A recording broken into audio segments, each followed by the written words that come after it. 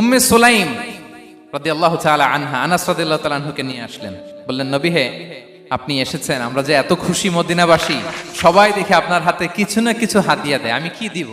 কিছু দেয়ার নাই, কিছু দেয়ার নাই, আমি গরিব মানুষ, আমি আমার নাড় ছেঁড়া ধন, কলিজার টুকরা আনাস, আমার শিশু সন্তানটারাই আপনারে হাদিয়া দিয়ে দিলাম, আপনার কাজ করে দিবে। উদু আল্লাহ আলাহ, আপনি তার জন্য একটু দোয়া করেন। বিষ্ণুনবী দোয়া করলেন, কি দোয়া করলেন? আল্লাহুম্মা আকসির মালাহু ওয়া ওয়ালাদা, আল্লাহ আনাসের সম্পদও বাড়ায় দাও, ওয়া ওয়ালাদা, তার সন্তানও বাড়ায় দাও। দেখেন এই দোয়ার কি বরকত। এই দোয়ার বরকতে আনাস বলে, মদিনাতে যত খেজুর বাগান ছিল সবগুলো খেজুর বাগানে বছরে খেজুর হতো একবার, কিন্তু নবীর দোয়ার বরকতে আমি আনাসের বাগানে খেজুর হতো বছরে 2 বার।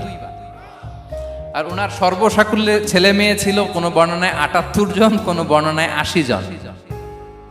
আমাদের পুরো বংশে আছে 80 জন, কথা বলেন, 80 জন। বিশ্বনবীর দোয়া।